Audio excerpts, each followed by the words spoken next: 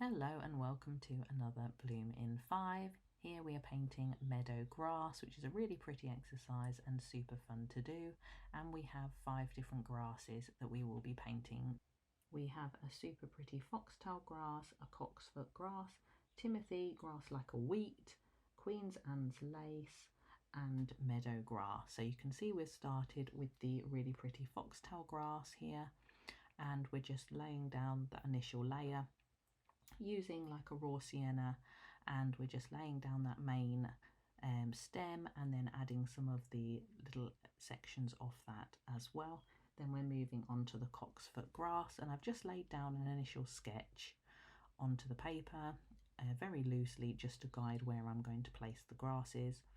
and we're just going to add a little bit of some burnt umber, and we're just adding that into the different sections. On Patreon I do include all of the reference images, the colour guide and brushes and paper used, so you can follow along with that. You can join on a free or paid membership over there, and the free membership also includes behind the scenes and poll voting and little tutorials and lots of things like that as well. So I will leave the link below and also in my bio. And as you can see, we're now moving on to the Timothy grass wheat, having a little bit of that raw sienna, Indian yellow and an Indian red mix, or you can use a raw sienna for that or an ochre, and then we're just bringing that down into a really pretty grass green, and we're just adding in those tiny little strokes to make these little sections of the Timothy grass wheat.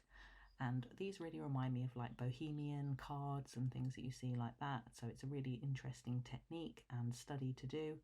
and quite fun. So you can add in a little bit of contrast using some darker colours, some more burnt umber and some more raw sienna, and even add in a little bit of brown as well to add a little bit of contrast for those stalks coming off on our Timothy grass. Moving on to our Queen's Anne lace, which is very pretty. We've just created using Payne's grey, and you can always add a little bit of ivory as well if you want to darken that, just to create the Queen's Anne lace. And we're just adding in some little background strokes as well, and adding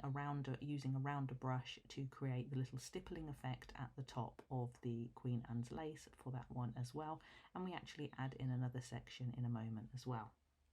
Now we're moving on to our meadow grass, and we're using raw sienna and burnt umber just to create the little seeds that come off here and almost like the little stalk areas, and you can use the tip of the brush. Unfortunately the sun is bleaching a little bit of my paper because the electrician has still not fixed the electrics in my studio, so I'm painting in my office and the light unfortunately is not as good, so you can see there's a little bit of bleaching here, but you can still see the gist of the painting.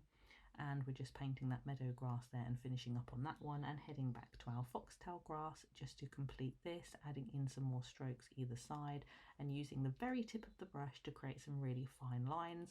And you can see I've just lifted up the paper there so you can see in a little bit more detail just the fine line strokes I'm adding to create this sweet little like corn look. So it gives you that really sweet little field look, and we've got those dark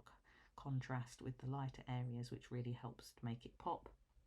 Moving on to the cocksfoot grass, you can see we're just adding a few of those little flat strokes and really building up that meadow grass, and adding in some more green for the stem, which really helps contrast with the pretty sienna colours and the pretty umber colours. And then we're just adding that in all the way around to create that pretty effect, and it looks super fluffy and super textured. And then moving back onto our Timothy grass, and again I do apologise about the light, it's very difficult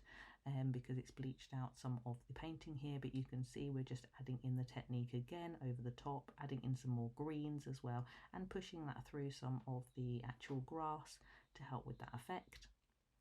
And you can see we're just mixing in a little bit more Payne's grey and ivory, a little bit darker this time, and then adding in some background strokes just to help create that. And we're also going to create another one coming off the side here of the Queen's Anne's lace, and we're just adding that in as well, and just adding a few more of those dots using more of a round-ended brush. Sometimes the brush that you're currently using might have a little bit more of a fine point, which is great for using it for stems or using fine detail, but unfortunately using it for a stippling effect it's not suitable, so it's always good to test your brushes before doing it on your artwork if you feel like that's not going to give you the correct effect.